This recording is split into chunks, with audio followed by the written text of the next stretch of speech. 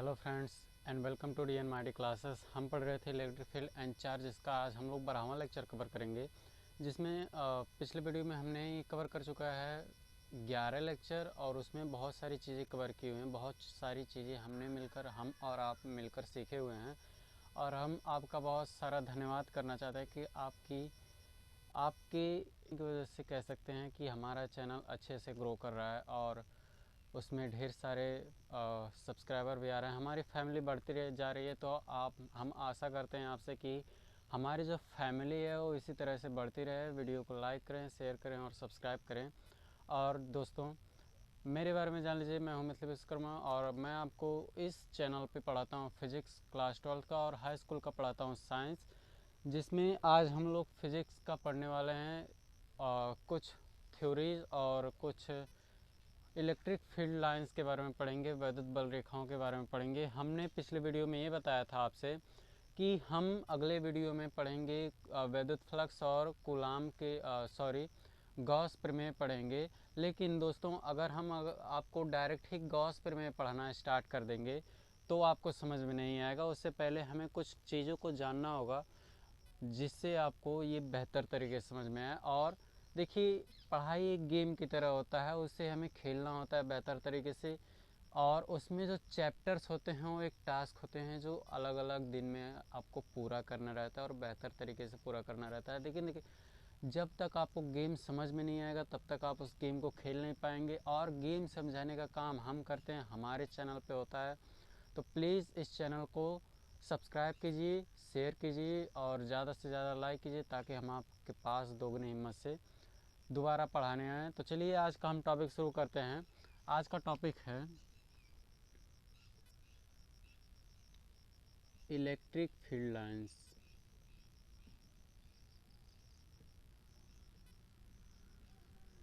हिंदी में वैद्युत बल रेखाएं।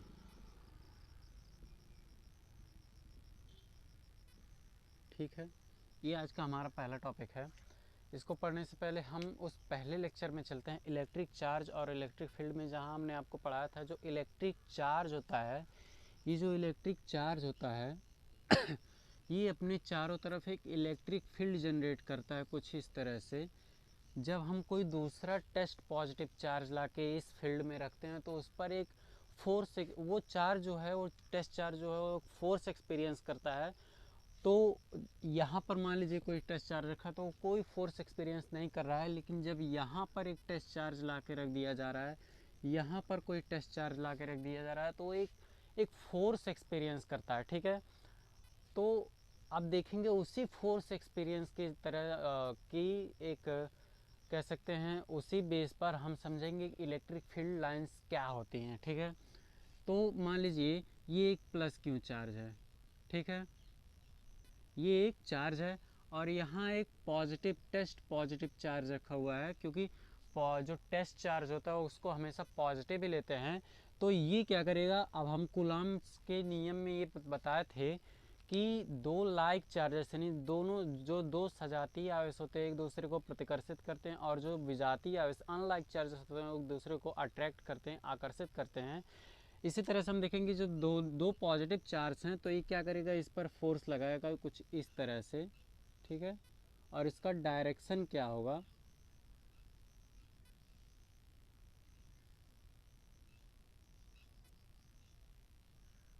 इसका डायरेक्शन होगा कुछ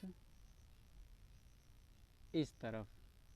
ठीक है, फोर्स का डायरेक्शन क्या है, इस तरफ। अब देखिए, ये वाला जो सोर्स चार्ज है, मुख्य चार्ज है, वो इस चार्ज पर, इस टेस्ट चार्ज पर फोर्स लगा रहा है। फोर्स लगा रहा है तो इसमें मोशन भी होगा।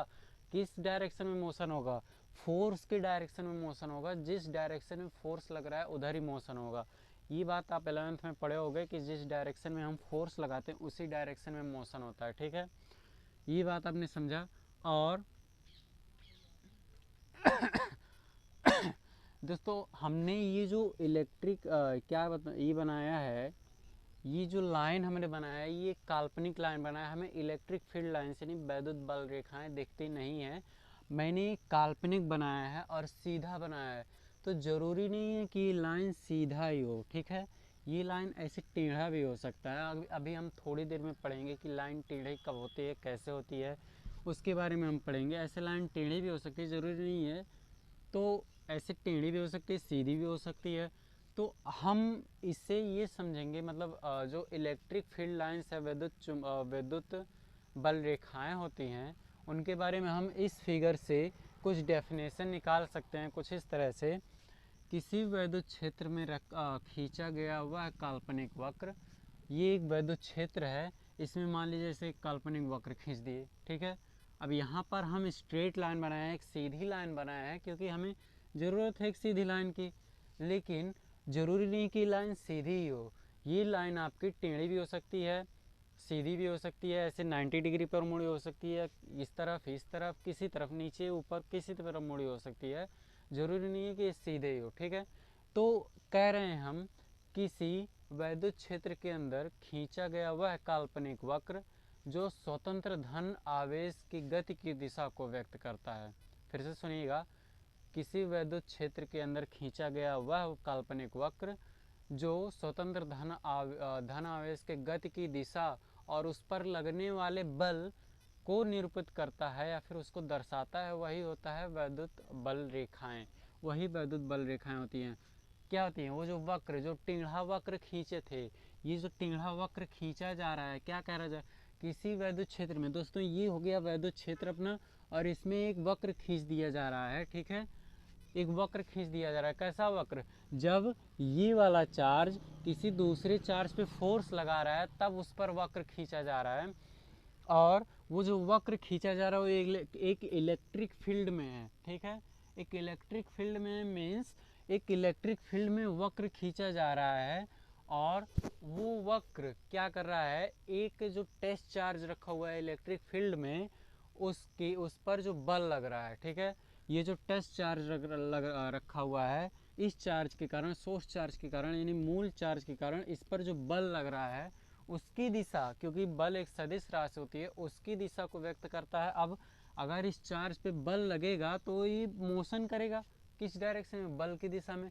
तो जो बल की दिशा होगी वही इस इलेक्ट्रिक फील्ड लाइन की जो बल की दिशा होगी वही इस टेस्ट चार्ज की जो मोशन होगी, जो गति होगी, उसकी दिशा होगी, ठीक है। तो हम आपके लिए डेफिनेशन लिख देते हैं, आप उसको समझिएगा। देखिएगा, किसी वैद्युत क्षेत्र में, किसी वैद्युत क्षेत्र में खींचा गया वह काल्पनिक वक्र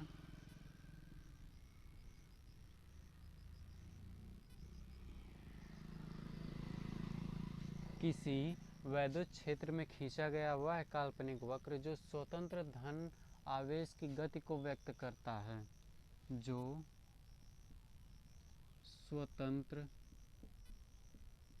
धन आवेश की दिशा को व्यक्त करता है, आवेश की गति की दिशा को व्यक्त करता है।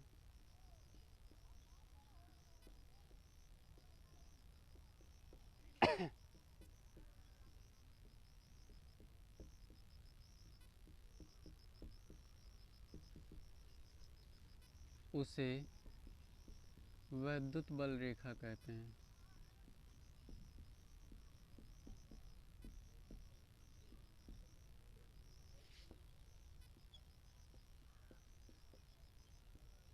ठीक है। किसी वैद्युत क्षेत्र के अंदर खींचा गया हुआ काल्पनिक वक्र जो स्वतंत्र धन आवेश की गति की दिशा को व्यक्त करता है, उसे वैद्युत बल रेखाएं कहते हैं। तो हमने इस बारे में देखा। अब देखिएगा, इसका काम खत्म हो गया तो उससे मिटा रहे हैं कि जो वैद्युत बल रेखाएं होती हैं और जो टेस्ट चार्ज रखा जाता है, ये है वैद्युत क्षेत्र, इसमें एक टेस्ट चार्ज रखा गया, ये सोर्स चार्ज था। टेस्ट चार्ज की दिशा किस तरफ होगी, ये बात आप समझिएगा, ठीक है। मान लीजिए किसी वैद्युत क्षेत्र में एक वक्र खींच रहे हैं, ठीक है।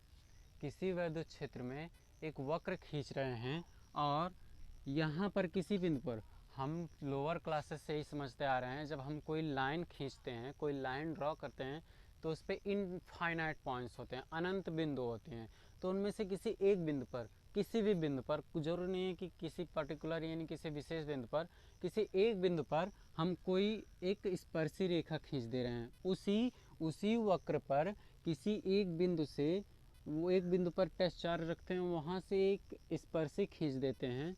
ठीक है, ये स्पर्शी क्या बताता है, ये टेंजेंट क्या बताता है कि ये इलेक्ट्रॉन पे फोर्स किस डायरेक्शन में लग रहा है वो बताता है। और अगर जिस डायरेक्शन में फोर्स लग रहा है उसी डायरेक्शन में तो मोशन होना चाहिए। देखिए ये मार्कर है, अगर मैं इस डायरेक्शन में इस पर फोर्स लगा रहा हूँ, इस तरह से है, इस डायरेक्शन में फोर्स लगा रहा हूँ, तो इसी डायरेक्शन में जाएगा कि इस डायरेक्शन में जाएगा, नहीं इसी डायरेक्शन में जाएगा। तो फोर्स इस डायरेक्शन में जा रहा है तो फिर इसमें मोशन भी इसी तरह से होगा। तो अगला ये है कि वैद्युत बल रेखा के किसी बिंदु पर, किसी भी बिंदु पर खींचा गया स्पर्शी की दिशा, देखिएगा वक्र वैद्युत बल रेखा के किसी भी बिंदु पर खींचा गया स्पर्शी की दिशा, स्पर्शी की दिशा आवेश पर लगने वाले बल की दिशा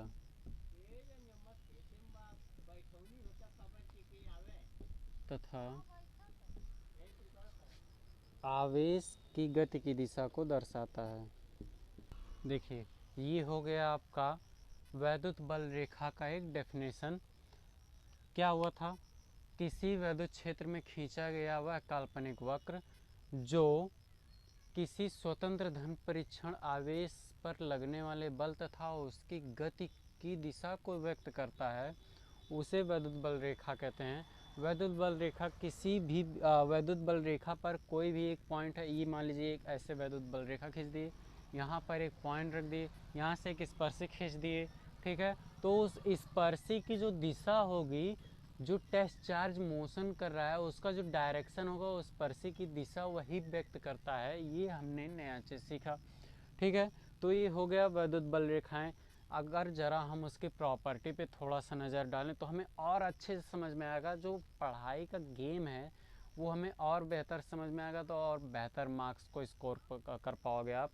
तो चलिए हम उसको देखते हैं। अगर आप इसको उतार लिए हैं, चार्ज यानी आवेश तो दो प्रकार के होते हैं, पहला धन, दूसरा ऋण। तो धन आवेश के कारण जो वैद्युत बल रेखाएं होंगी वो कैसे होंगी, और ऋण आवेश के कारण जो वैद्युत बल रेखाएं होंगी वो कैसे होंगी। और एक धन आवेश और एक ऋण आवेश, दोनों आवेशों के कारण अगर ऐसे थोड़ा नज़दीक नज़दीक रख दिया जाए तो उसके कारण जो वैद्युत बल रेखाएं उत्पन्न होंगी, इलेक्ट्रिक फील्ड लाइंस उत्पन्न होंगी, वो कैसी होंगी, ये सब बातें चलिए देखते हैं। तो चलिए अब हमें देखना है किसी एक जो पॉजिटिव चार्ज होता है, एक पॉजिटिव सोर्स चार्ज, उसके कारण हम इलेक्ट्रिक फील्ड लाइंस देखेंगे, यानी वैद्युत बल रेखाएं देखेंगे कैसी होती हैं। किसी धन आवेश के कारण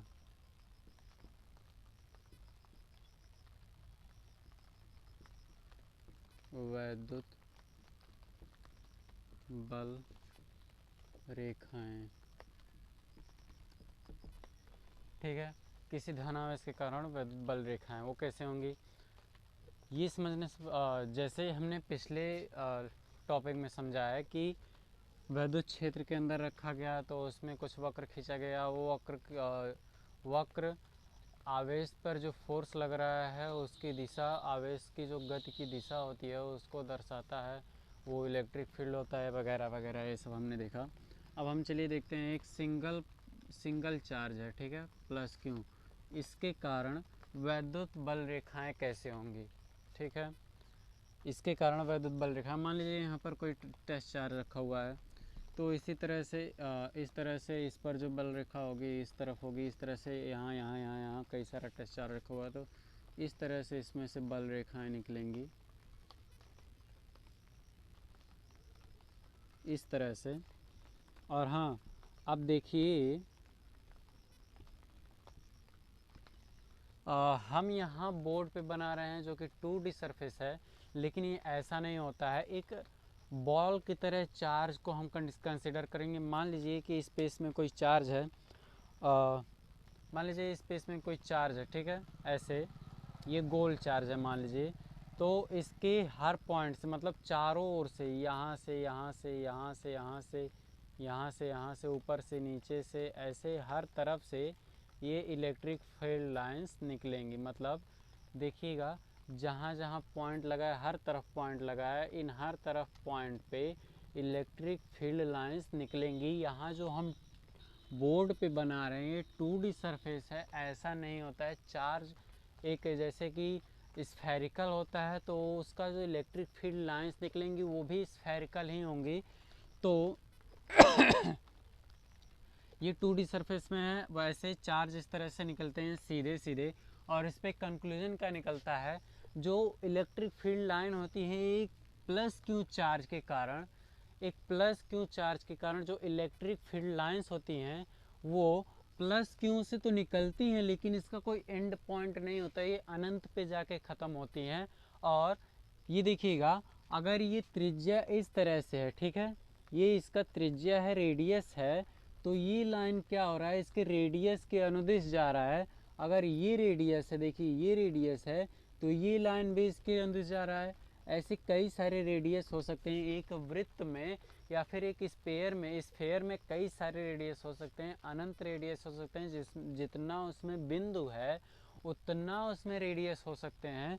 तो पहला कंक्लूजन ये हमने निकाला, पहला कंक्लूजन ये निकाला हमने कि जो इलेक्ट्रिक फील्ड लाइंस होती हैं वो प्लस क्यू से तो निकलती हैं, लेकिन इसका कोई अंत नहीं होता है, ये इनफाइनाइट पे जाके ख़त्म होती हैं। और दूसरा कंक्लूजन ये हमारा निकला कि ये जो इलेक्ट्रिक फील्ड लाइंस निकलती हैं वो रेडियस के अनुदिश होती हैं, यानी जो त्रिज्या होती है उसके अनुदिश होती हैं। और हमारे तरह से हमारे जो अभी हमने बताया कि एक बॉल की तरह चार्ज को कंसिडर कीजिए, आवेश को विचार कीजिए एक बॉल की तरह, और उस बॉल के चारों तरफ से इलेक्ट्रिक फील्ड लाइंस निकल रही हैं। तो उसे क्या कहेंगे, इसे गोली सममित बोलेंगे, यानी चार्ज जो होगा वो गोली सममित होगा। चलिए उसी चीज़ को हम लिखते हैं, उसकी प्रॉपर्टी लिखते हैं। किसी धन आवेश के कारण वैद्युत बल रेखाएं कैसी होंगी और कैसे निकलेंगी, तो हमने ये तो बता दिया। एक चार्ज था, प्लस चार्ज था, यहाँ पर एक चार्ज, एक पॉजिटिव टेस्ट चार्ज स्वतंत्र है, यहाँ पे इलेक्ट्रिक फील्ड लाइन हमने खींचा तो इसकी दिशा ये हो गई। इसी तरह से यहाँ एक चार्ज रखा, यहाँ पर इलेक्ट्रिक फील्ड लाइन आएगी, यहाँ पे यहाँ पे यहाँ पे इसी तरह से आएगी। और उसके बारे में हम कंक्लूजन निकाल रहे हैं कि जो इलेक्ट्रिक फील्ड लाइंस होती हैं किसी एक धन आवेश के कारण, वो होंगी, देखिएगा, ये प्लस क्यू से शुरू होती हैं, से प्रारंभ होती हैं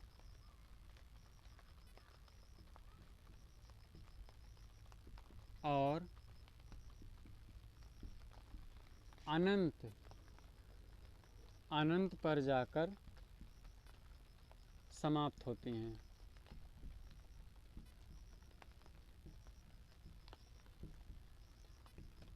ठीक है, यानी जो इलेक्ट्रिक फील्ड लाइंस होती हैं जब वो एक पॉजिटिव चार्ज से निकलती हैं, तो पॉजिटिव चार्ज से निकलती तो हैं लेकिन वो अनंत पे जाके मिलती हैं। ठीक है, और देखेंगे कि जो इलेक्ट्रिक फील्ड लाइंस निकल रही हैं वो ऐसे सीधे सीधे जा रही हैं। ठीक है, फिलहाल यहाँ तो हमने सीधा बनाया, अभी हम देखेंगे कि वक्राकार इलेक्ट्रिक फील्ड लाइंस कैसे बनते हैं, कैसे कर्व बनते हैं। दूसरा कैलकुलेशन ये निकलता है हमारे पास कि ये जो इलेक्ट्रिक फील्ड लाइंस होती हैं इसके रेडियस के अनुदिश होती हैं, इसके त्रिज्या के अनुदिश होती हैं। तो प्लस क्यू से निकलने वाली वैद्युत बल रेखाएं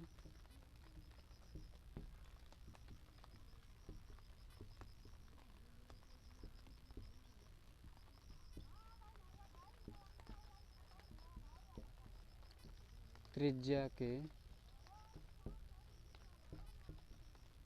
अनुदिश होती हैं।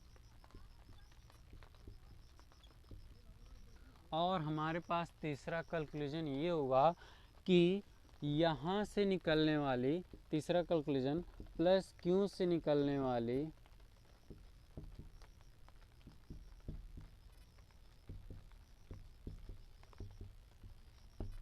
वैद्युत बल रेखाएं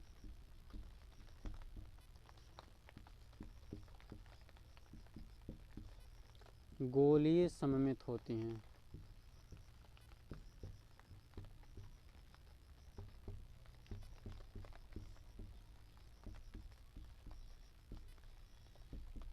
ठीक है, यानी हमने इस चार्ज से, यानी पॉजिटिव चार्ज से निकलने वाली वैद्युत बल रेखाओं के बारे में जाना और उसमें 3 कैलकुलेशंस निकाला, 3 परिणाम निकाले कि प्लस क्यू से प्रारंभ होती है और इनफाइनाइट यानी अनंत पर जाकर समाप्त होती है, और दूसरा प्लस क्यू से निकलने वाली वैद्युत बल रेखाएं त्रिज्या के अनुदिश होती हैं, और प्लस क्यू से निकलने वाली वैद्युत बल रेखाएं गोलीय सममित होती हैं। मीन्स एक चार्ज जो गेंद की तरह, हमने अभी एक चार्ज जो कि स्पेस में रखा हुआ है, जो कि गेंद की तरह है, उस गेंद की हर एक बिंदु से इलेक्ट्रिक फील्ड लाइंस निकल रही हैं। ठीक है, और इसी तरह से अगर हम यहाँ पर माइनस चार्ज कंसीडर करें तो क्या होगा, यहाँ पर अगर माइनस चार्ज कंसीडर करें तो इसकी दिशा कुछ इस तरह से होती है, अनंत से आती हैं और माइनस में मिल जाती हैं। ठीक है, अनंत से आती हैं और माइनस में आके मिल जाती हैं, यानी ये इलेक्ट्रिक फील्ड लाइंस को बाहर से अपने अंदर खींचता है। कैसे, ये सब कोई लॉजिक नहीं है, बस अनंत से आती हैं माइनस क्यू में मिल जाती हैं, ये इसका। तो हम इसमें कैलकुलेशन निकालें, माइनस क्यू से प्रारंभ हो, जो इलेक्ट्रिक फील्ड लाइंस निकलती हैं वो अनंत से प्रारंभ होती हैं और माइनस क्यू पर ख़त्म होती हैं।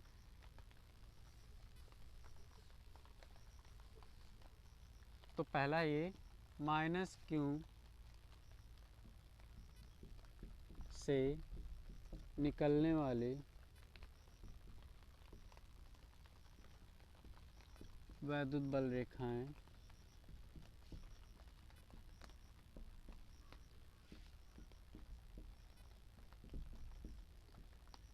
अनंत से प्रारंभ होती है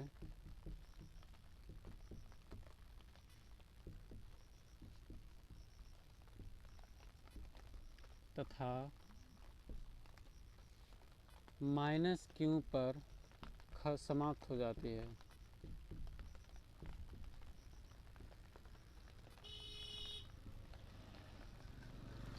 और दूसरा कैलकुलेशन ये हो गया कि देखिए रेडियस इसमें भी है और जो ये इलेक्ट्रिक फील्ड लाइंस हैं वो भी यही है, तो क्या इसमें भी वही होगा? हाँ बिल्कुल भी होगा। जो इलेक्ट्रिक फील्ड लाइंस होती हैं वो त्रिज्या के अनुदिश होती हैं, त्रिज्या के अनुदिश होती हैं।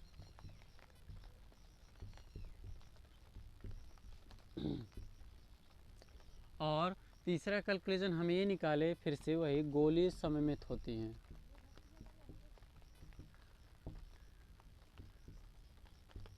कुछ इस तरह से। और ये हमने जाना कि एक पॉजिटिव चार्ज के कारण इलेक्ट्रिक फील्ड लाइंस कैसे निकल रहे हैं और एक नेगेटिव चार्ज के कारण इलेक्ट्रिक फील्ड लाइंस कैसे निकल रहे हैं। और इलेक्ट्रिक फील्ड लाइंस यानी वैद्युत बल रेखाओं के बारे में हम तो पढ़ ही रहे हैं और उसका डेफिनेशन भी हमने देख लिया। चलिए आगे हम देखते हैं कुछ अच्छी और मज़ेदार चीज़ें। प्लस यानी धन आवेश है और एक ऋण आवेश है, एक दूसरे से थोड़ा नज़दीक पे रखे हुए हैं, थोड़ी कम दूरी पर रखे हुए हैं, तो उनके बीच का जो इलेक्ट्रिक फील्ड लाइंस निकलेगा, उनसे जो इलेक्ट्रिक फील्ड लाइंस निकलेंगी वो किस प्रकार होंगी, ये बातें चलिए समझते हैं। तो पहले हम टॉपिक लिख लेते हैं हमेशा की तरह, प्लस क्यू आवेश तथा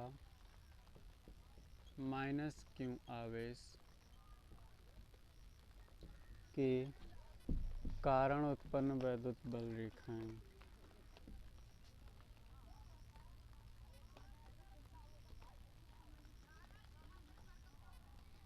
ये हो गया हमारा टॉपिक। चलिए देखते हैं कि जैसे कि प्लस क्यू में निकला था, माइनस क्यू में निकला था, प्लस क्यू से निकलती थी अनंत पे जाके ख़त्म होती थी, और माइनस क्यू पे निकलती थी और मतलब अनंत से आती थी और माइनस क्यू पे निकलती थी। ये माइनस चार्ज के कारण था।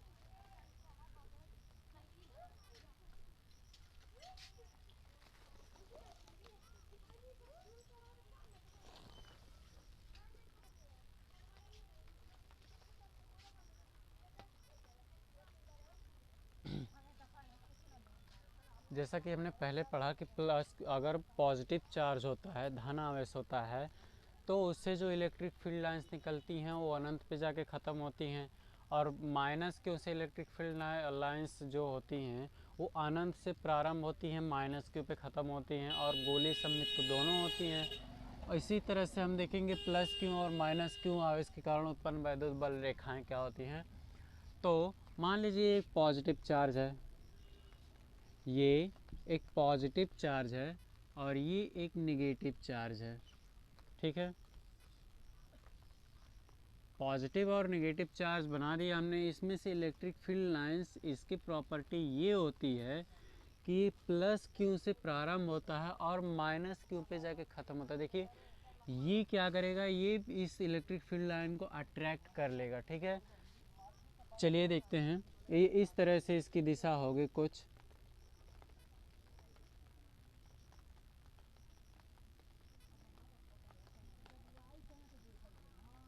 इस तरह से।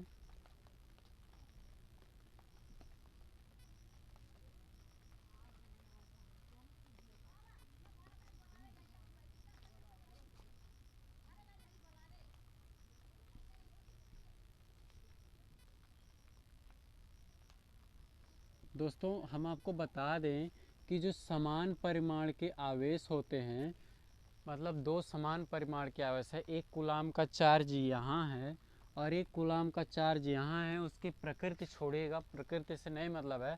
अगर एक कूलाम का चार्ज यहाँ है और एक कूलाम का चार्ज यहाँ है, तो दोनों में से जो इलेक्ट्रिक फील्ड लाइंस निकलेंगी वो बराबर होंगी। अगर 5 इलेक्ट्रिक फील्ड लाइंस यहाँ से निकल रही हैं तो 5 इलेक्ट्रिक फील्ड लाइंस यहाँ से भी निकलेंगी, ये दोनों बराबर ही होंगे। तो देखिएगा इसमें क्या बराबर बना है, 1 2 3 4 5 6 7 8, 1 2 3 4 5 6 7 8, ये हमने बना दिया। तो कुछ इस तरह से किन्हीं दो चार्ज के कारण जो वैद्युत बल रेखाएं निकलती हैं कुछ इस तरह से होती हैं। प्लस क्यू से शुरू होती है और माइनस के ऊपर ख़त्म होती है, प्लस क्यू से शुरू होती है, माइनस के ऊपर ख़त्म होती है। और ज़रा देखिएगा ये जो बल रेखाएं हैं ये खुला वक्र बना रही हैं, ठीक है। एक खुला वक्र बना रही है, ये वापस नहीं आती, मतलब इधर से गई और वापस ही नहीं आई, तो एक खुला वक्र ही तो है। बंद वक्र कब होगा, ऐसे जब ये गोला बन जाएगा, ठीक है। ऐसे जब गोला बन जाएगा, ऐसे जब गोला बन जाएगा तो ये बंद हो जाएगा। लेकिन ये कुछ इस तरह से बन रहा है, मतलब प्लस से जब माइनस में जा रहा है तो वापस नहीं आ रहा है, यहाँ से दूसरा इलेक्ट्रिक फील्ड लाइन जा रहा है, ठीक है। ये मत समझिएगा कि ये जो वाला जो लाइन जा रहा है फिर यहाँ से वापस आ रहा है, नहीं, ये अलग है, ये अलग है, दोनों अलग अलग हैं। हम एरो से यहाँ पर दर्शा दिए हैं कि इसकी जो दिशा है वो किस तरफ से होगी, ठीक है। और इनमें ये गुण होता है कि जितने नज़दीक आते जाते हैं ऐसे वो सिकुड़ते जाते हैं, ठीक है। ये इसको नज़दीक लाएंगे, मतलब अगर ज़्यादा नज़दीक आएंगे तो ये दोनों, ये सब लाइनें सिकुड़ने लगेंगी, सिकुड़ती हैं, ठीक है। और और ये जो हैं ये आपस में ऐसे मिलने लगेंगी। ये जितने भी लाइंस बाकी रह गई हैं ये आपस में मिलने लगेंगी, ठीक है। ये कुछ इस तरह से ये जो निकली हुई हैं ये मिलने लगेंगी, मतलब जो लाइंस अभी मिल नहीं रही थी जब ये पास आएंगी तो ये दोनों ऐसे मिलने लगेंगे और ये दोनों ऐसे सिकुड़ने लगेंगे। मतलब ये जो इलेक्ट्रिक फील्ड लाइंस हैं ये दोनों और ये सब पास पास आने लगेंगी। ये दोनों, ये जब क्या होंगी, ये दोनों जब मिलने लगेंगे, ये सब ये इधर के और इधर के जब मिलने लगेंगे तो ये जो इलेक्ट्रिक फील्ड लाइंस हैं ये पास पास आने लगेंगी। और अगर आपको आप पहले भी इलेक्ट्रिक चार्ज यानी इलेक्ट्रिक फील्ड लाइंस के बारे में पढ़े हो तो आपने हाई स्कूल में ज़रूर पढ़ा होगा, जहाँ इलेक्ट्रिक फील्ड लाइंस की डेंसिटी अधिक होती है वहाँ इलेक्ट्रिक फील्ड ज़्यादा होती है, और जहाँ डेंसिटी कम होती है वहाँ इलेक्ट्रिक फील्ड कम होगी। तो ये हुआ कि यहाँ पर जब देखिए कि इलेक्ट्रिक फील्ड लाइंस की डेंसिटी ज़्यादा है तो यहाँ पर ज़्यादा इलेक्ट्रिक फील्ड होगा, और यहाँ पर देखिए बहुत दूर दूर है तो यहाँ डेंसिटी बहुत ही कम होगी। इसी तरह से इसमें भी जहाँ डेंसिटी ज़्यादा है वहाँ इलेक्ट्रिक फील्ड लाइंस ज़्यादा है, वहाँ पर इलेक्ट्रिक फील्ड भी ज़्यादा होगा। ठीक है, और इसमें अगर हम कैलकुलेशन निकालना चाहें तो क्या हमें मिलेगा,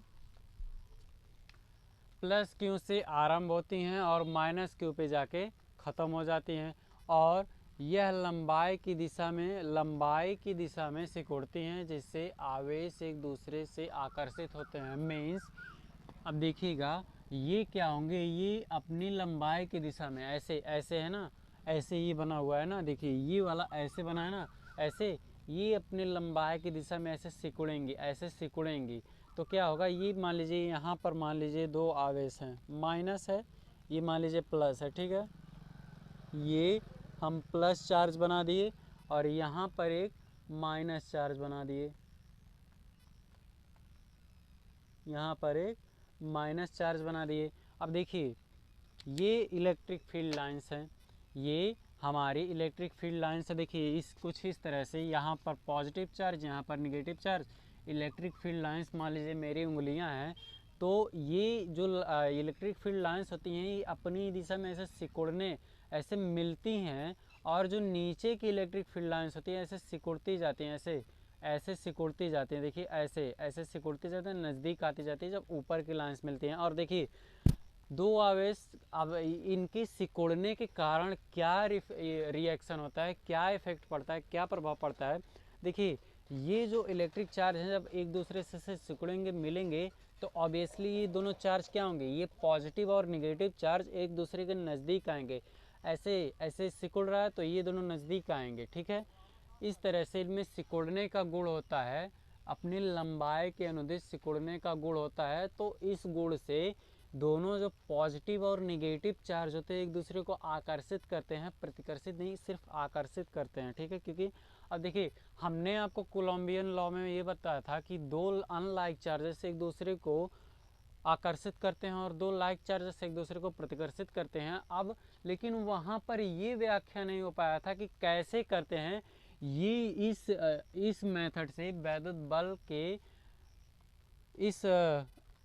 इस नियम से हम समझ रहे हैं, और ये नियम जो है वो माइकल फैराडे ने दिया था। मतलब माइकल फैराडे का जो ये नियम था, ये जो कॉन्सेप्ट था, नियम नहीं है सॉरी, ये जो कॉन्सेप्ट था, इस कॉन्सेप्ट से हमें पता चला कि दो पॉजिटिव और नेगेटिव चार्ज यानी जो अनलाइक चार्जेस होते हैं वो एक दूसरे को आकर्षित क्यों करते हैं। देखिएगा ऐसे यहाँ पर हम मिला रहे हैं, ये दोनों लाइंस मिल रहे हैं, तो यहाँ से देखिएगा ये निगेटिव ये पॉजिटिव चार्ज एक दूसरे को आकर्षित भी तो कर रहे हैं। ये इलेक्ट्रिक फील्ड लाइंस की वजह से होता है। कोलम्बियन लॉ में ये समझ में नहीं आया, लेकिन माइकल फैराडे के इस कॉन्सेप्ट में आपको ये समझ में आ रहा होगा डेफिनेटली, गारंटी है कि जो दो चार्जेस होते हैं एक दूसरे को अट्रैक्ट क्यों करते हैं।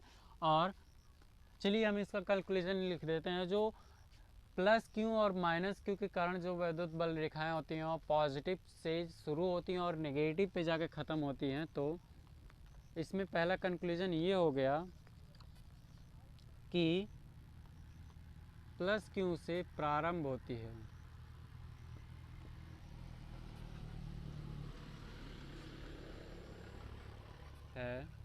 तथा माइनस क्यू पर समाप्त हो जाती है।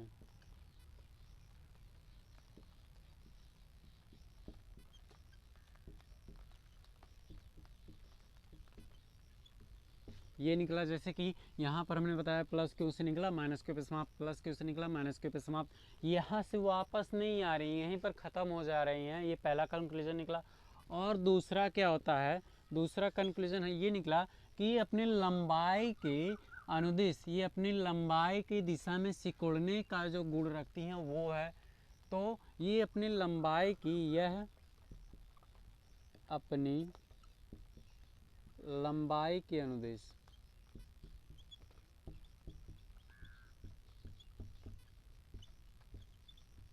सिकुड़ती हैं।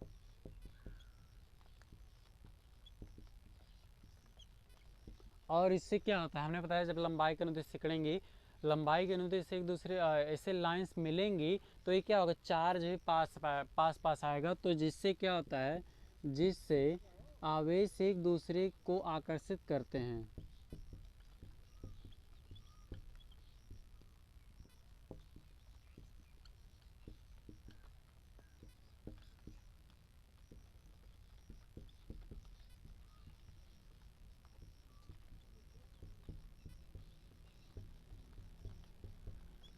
और ये हमें मिला इसका फाइनल कंक्लूजन। और देखिएगा, ये जो कॉन्सेप्ट था, ये पूरा जो कॉन्सेप्ट है, ये माइकल फैराडे ने दिया था। और Michael Faraday the most genius guy, इन्होंने इस कॉन्सेप्ट के ज़रिए हमें ये बताया कि दो चार्जेस एक दूसरे को आकर्षित क्यों करते हैं। और इसी तरह से अगर दो प्लस प्लस चार्जेस हों, ठीक है, प्लस क्यू आवेश और प्लस क्यू आवेश और प्लस क्यू आवेश के कारण जो उत्पन्न बल, वैद्युत बल रेखाएं होंगी, वो कुछ इस तरह से होंगी। अगर आपने नोट कर लिया तो चलो आगे देखते हैं कि प्लस क्यू आवेश तथा माइनस क्यू आवेश के कारण प्लस क्यू आवेश तथा प्लस क्यू आवेश के कारण, यानी दो धन आवेश हैं, यहाँ एक धन आवेश है और यहाँ एक धन आवेश है, दोनों के कारण जो वैद्युत बल रेखाएं होंगी वो कैसे होंगी, ये बात हम जानते हैं और जानने की कोशिश करते हैं और आपको समझाने की कोशिश करते हैं। अगर समझ में आ रहा है, वीडियो अच्छा लग रहा है तो इसे लाइक ठोको, क्योंकि अगर आप लाइक नहीं करोगे तो हमारी हिम्मत नहीं बढ़ेगी, ठीक है। और वीडियो को शेयर करना तो ज़रूर बनता है। तो चलिए देखते हैं, ये प्लस क्यू चार्ज, ये माइनस क्यू चार्ज। अब प्लस क्यू चार्ज के कारण, अब देखिए, जो जैसा हमने पहले बताया है कि प्लस क्यू चार्ज के कारण कुछ इस तरह से इलेक्ट्रिक फील्ड लाइंस निकलती हैं, इस तरह से चारों तरफ। अब मान लीजिए इसी तरह से निकलती हूँ, ठीक है, इसमें भी दोनों प्लस क्यू हैं तो दोनों में एक ही तरह निकलेंगे, ठीक है। ये हमने अभी थोड़ी देर पहले ही समझा है।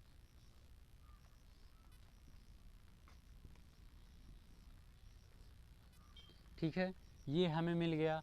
अब देखेंगे, ये सब तो ठीक है, ठीक है, लेकिन यहाँ क्या हो रहा है, यहाँ दो इलेक्ट्रिक फील्ड लाइंस एक दूसरे को कट कर रही हैं, एक दूसरे को प्रतिच्छेदित कर रही हैं। और हम आपको ये बताएं कि आप देखिएगा, हमने आपको ये बताया है कि एक इलेक्ट्रिक फील्ड लाइन होता है जो एक विद्युत क्षेत्र में वक्र खींचा जाता है, वो है, अगर हम यहाँ किसी पॉइंट पर, वक्र के किसी पॉइंट पर एक वैद्युत आवेश रखते हैं और वहाँ से वक्र पर एक स्पर्शी खींचते हैं कुछ इस तरह से, तो ये स्पर्शी क्या दर्शाता है, ये स्पर्शी ये दर्शाता है कि ये चार्ज की जो मोशन का जो डायरेक्शन है वो किधर जा रहा है, ठीक है। ये चार्ज ये हमें बता रहा है कि ये जो स्पर्शी है, जो टेंजेंट है, ये हमें ये बता रहा है कि ये चार्ज किस डायरेक्शन में मोशन कर रहा है, ठीक है। तो मान लीजिए ये एक वक्र है, ये एक वक्र है, ठीक है, दोनों यहाँ पर जा रहा है। मान लीजिए यहाँ पर एक चार्ज रखें, यहाँ से एक स्पर्शी खींचेंगे तो ये यही वाला चार्ज इस डायरेक्शन में जा रहा है, फिर यही वाला चार्ज इस डायरेक्शन में भी जा रहा है। ये क्या फंडा है।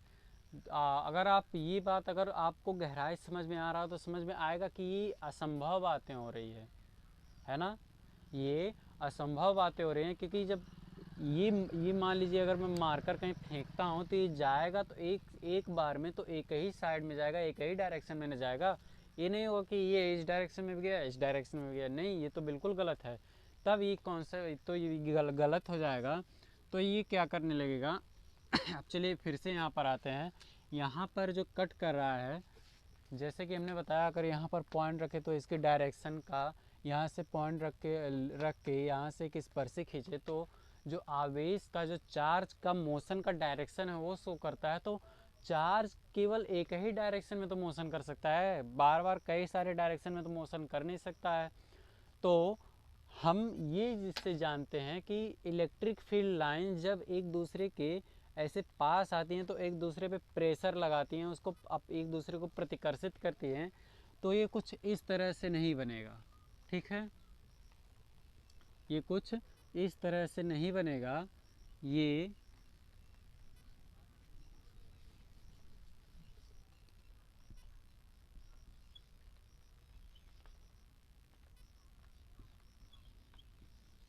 ये कुछ इस तरह से बनेगा।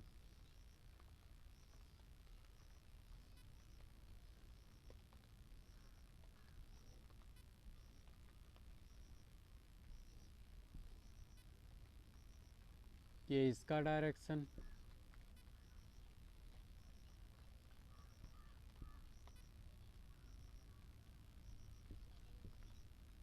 देखिएगा कुछ इस तरह से बना।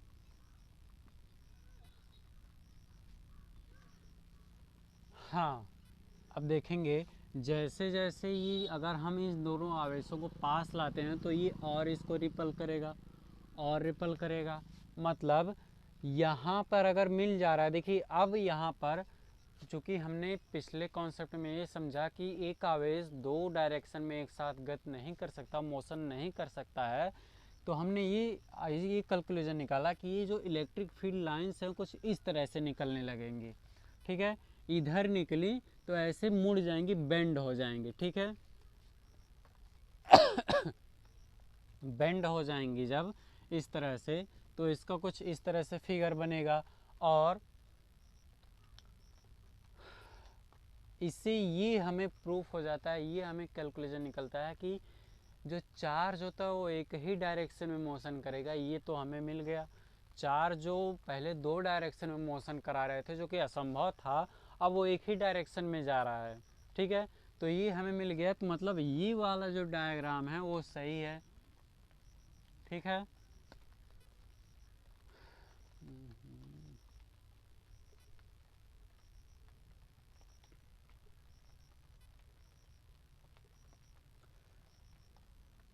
तो फिर देखेंगे इससे हमें ये कैलकुलेशन निकलता है कि जो चार्ज होता है वो प्लस क्यू से तो निकलता है, लेकिन ये एक दूसरे को प्रतिच्छेदित नहीं करते हैं, ऐसे मुड़ जाते हैं, इस तरह से मुड़ गए, इस तरह से मुड़ गए, ये हमें मिल गया।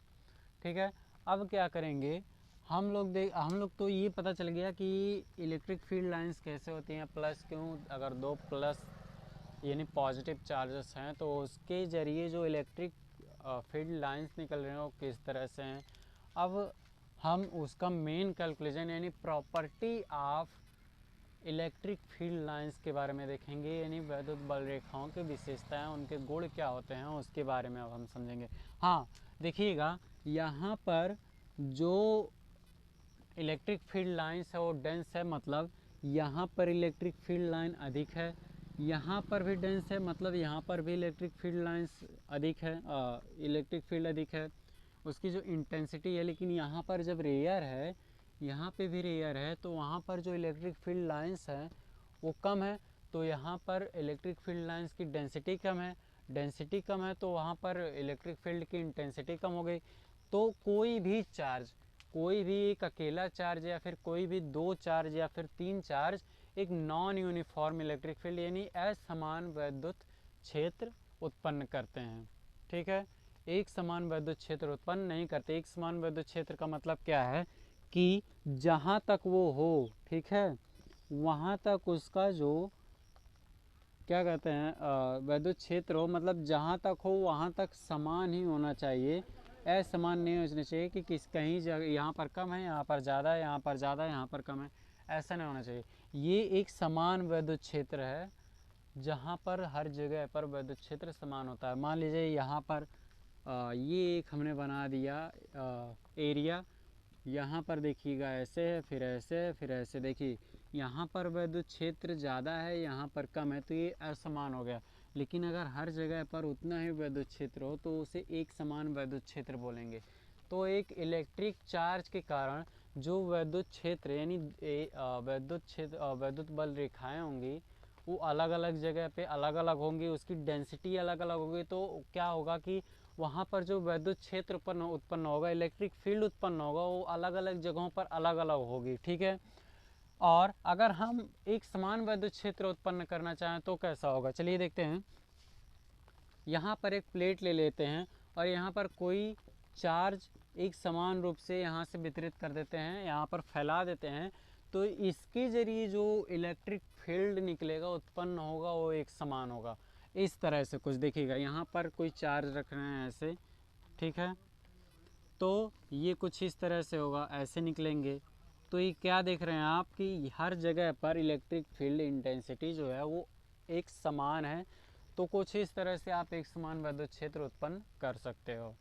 ठीक है, और ये था हमारा आज का जो टॉपिक है विद्युत बल रेखाएं। ये तो अभी हम पूरा समझ चुके हैं, लेकिन इसके बारे में चलिए हम मेन डिटेल से और समझते हैं, इसके प्रॉपर्टीज़ को अच्छे से लिख लेते हैं। तो विद्युत क्षेत्र जो विद्युत बल रेखाएं होती हैं उसका पहला गुण ये है, पहला गुण कि ये प्लस क्यू से प्रारंभ होता है और माइनस क्यू पर जाके समाप्त हो जाता है। यानी प्लस क्यू से प्रारंभ होता है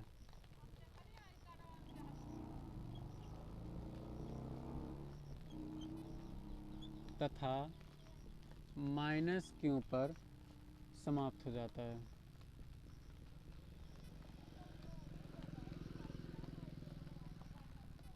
ठीक है, और दूसरा प्रॉपर्टी ये है कि विद्युत जो ये रेखाएं होती हैं ये खुली वक्र होती हैं।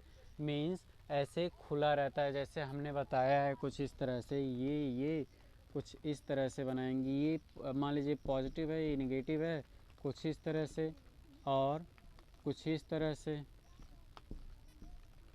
तो ये खुला वक्र बना रही है, यहाँ तो जा रही हैं लेकिन यहाँ वापस नहीं आ रहे, तो एक तरह से एक खुला वक्र ही बन रहा है। ठीक है, तो क्या हुआ कि जो इलेक्ट्रिक फील्ड लाइंस होती हैं वो खुली वक्र बनाती हैं, यह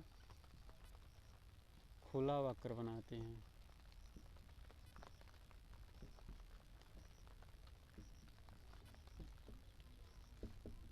ठीक है, और तीसरी प्रॉपर्टी ये है, तो तीसरी प्रॉपर्टी ये है कि जो वैद्युत बल रेखाएं होती हैं उस पर अगर कोई स्पर्शी खींच दिए, वैद्युत बल रेखा है यहाँ पर किसी बिंदु पर एक स्पर्शी खींच देते हैं तो वो आवेश की गति की दिशा को निरूपित करता है। तो तीसरा प्रॉपर्टी ये है हमारा कि जो वैद्युत बल रेखाएं होती हैं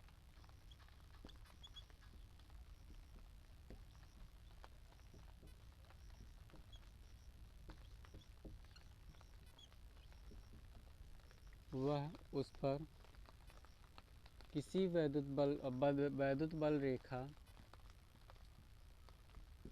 के किसी भी बिंदु पर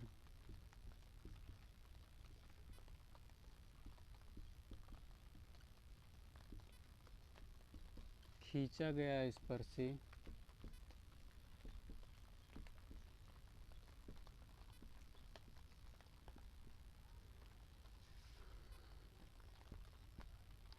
आवेश की गति को निरूपित करता है।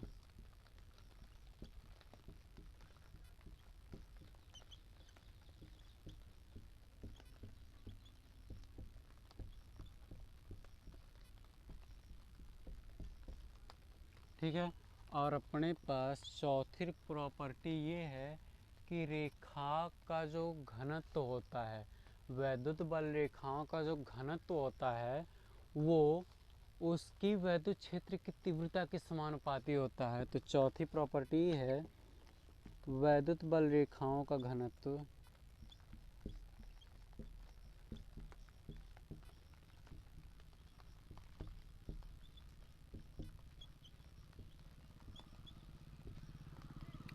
उसकी उत्पन्न वैद्युत क्षेत्र की तीव्रता के समानुपाती होता है।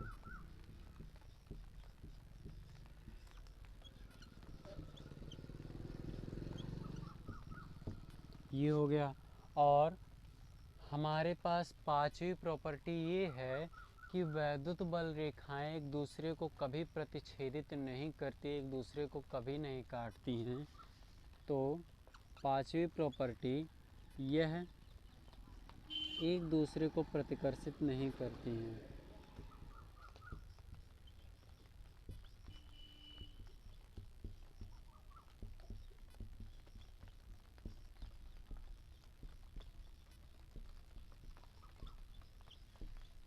और अपने पास छठवीं प्रॉपर्टी है जो हमने लास्ट टाइम में पढ़ा है। ये जो बल रेखाएं होती हैं एक दूसरे पर एक दूसरे पर बल आरोपित करती हैं। यह एक दूसरे पर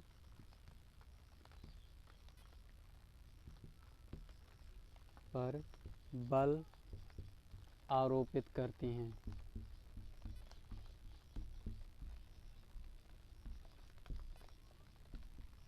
ये अभी तक हमने जो 6 कंक्लूजन निकले हैं वो अभी तक हमने जो पढ़ा है वो वही है। ये अब आपको ये समझ में आ रहा होगा तो ठीक है, नहीं तो हम फिर से समझा दे रहे हैं कि एक दूसरे पर बल कैसे आरोपित करते हैं।